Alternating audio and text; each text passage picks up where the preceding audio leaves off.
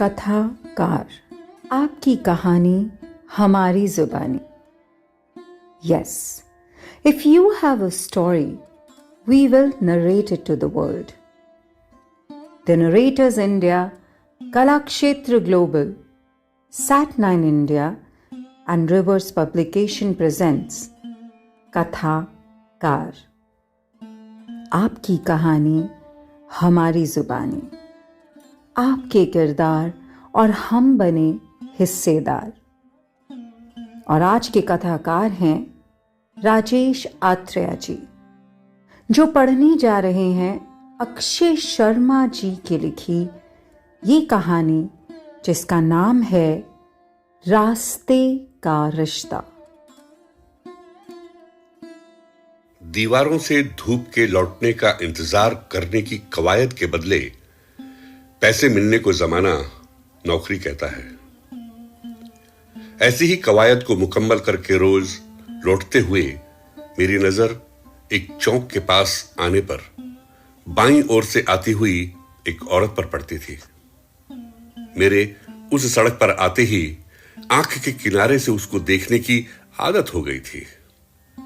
उसका फोन पर बात करते हुए आना और मेरा उसको आधी नजर देखना और आगे बढ़ जाना, यह एक रस्म सी बन गई थी.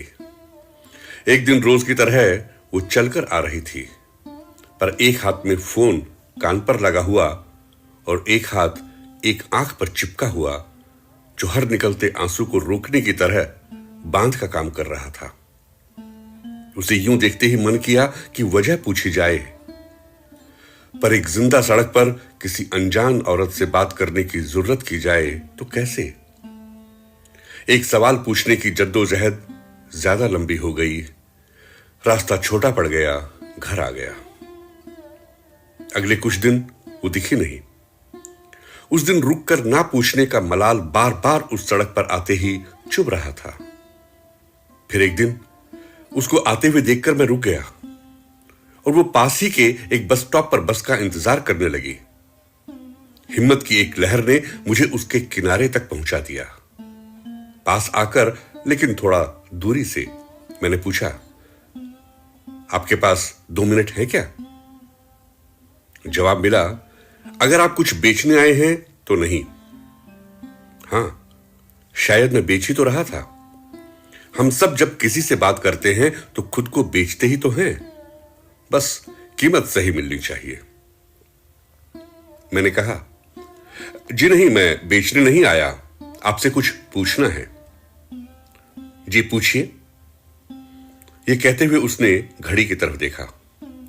मैंने पूछा, मैं इसी रास्ते से गुजरता हूं, आपको कुछ दिन पहले देखा था, शायद आप रो रही थी, क्या वजह जान सकता हूं? यह सवाल सुनते ही उसके चेहरे पर एक शर्म और दुख दोनों आ गए. उसने कहा, नहीं, ऐसा कुछ नहीं है, आपको गलत लगा. यह जवाब सुन के आगे और पूछने की कुछ हिम्मत नहीं हुई. ठीक है, शुक्रिया, यह बोलकर निकलना ही सही लगा. फिर अगले कुछ दिन वही रस्म चलती रही. मेरे अंदर एक इंतजार चल रहा था कि काश वो मेरी तरफ देखे. एक दिन वो चलकर आ रही थी और इतनी तेज आ रही थी कि उसकी चप्पल टूट गई. मैंने देखा और उसके पास चला गया और ऐसे एक्टिंग करने लगा कि अचानक ही मिल गई हो. उसने मेरी तरफ देख के बस हल्का सा मुस्कुरा दिया, जैसे किसी अजनबी के कम अजनबी होने पर हम करते हैं.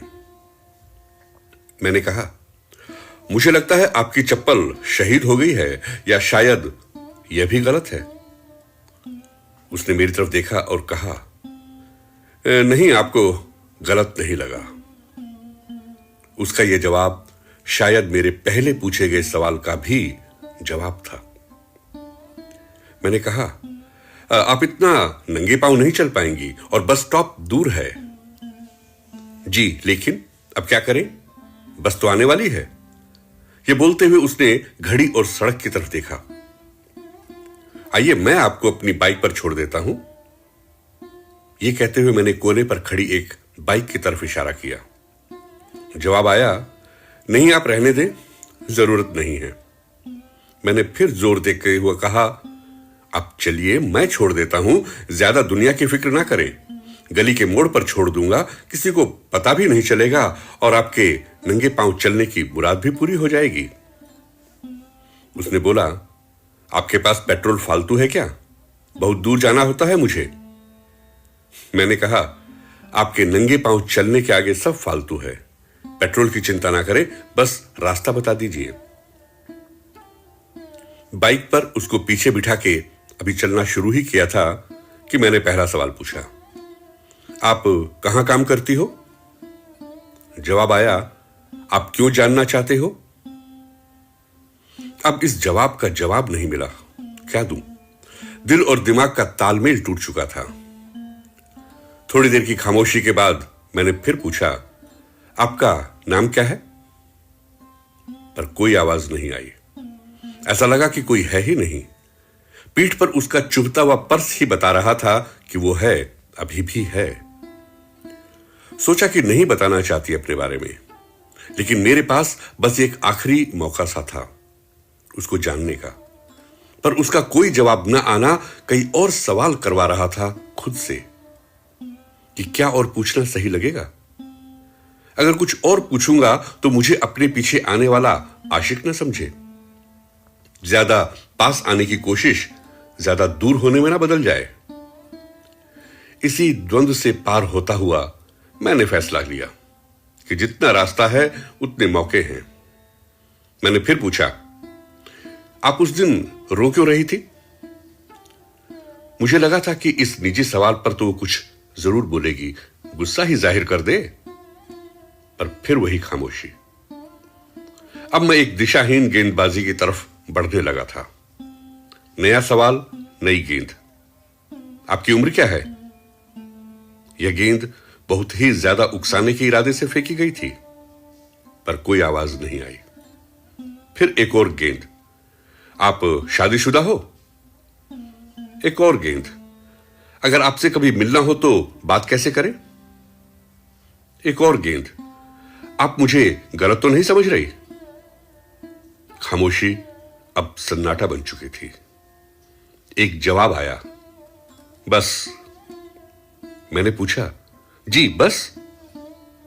उसने बोला, आप यहीं मुझे उतार दें, मेरी गली आ गई है। मुझे लगा कि अब तो सब खत्म हो चुका है, रास्ता भी, सवाल भी और मौके भी। काश रास्ता थोड़ा और लंबा हो जाता। वो उतर गई। शुक्रिया बोलते हुए अपनी गली की तरफ मुड़ते हुए अचानक बोली, मेरा नाम ज्योति है, उम्र 38 साल है, एक बैंक में काम करती हूं, बस स्टॉप के पास वाले। तलाकशुदा हूं, मुझसे मिलने का पता आप जानते हो।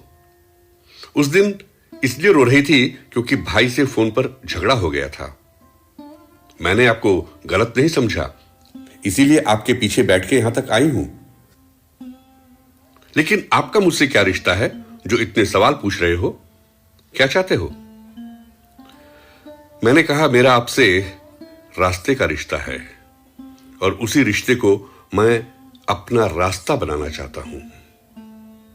उसने बस मुस्कुराते हुए कहा, कल मिलते हैं। तो ये थी कहानी रास्ते का रिश्ता, लेखक अक्षय शर्मा की लेखनी से। अगली बार आपके सामने एक नई कहानी, एक नई आवाज लेकर फिर प्रस्तुत होंगे आपके अपने पॉडकास्ट कथाकार में। आपकी कहानी, हमारी जुबानी, आपके किरदार और हम बने हिस्सेदार।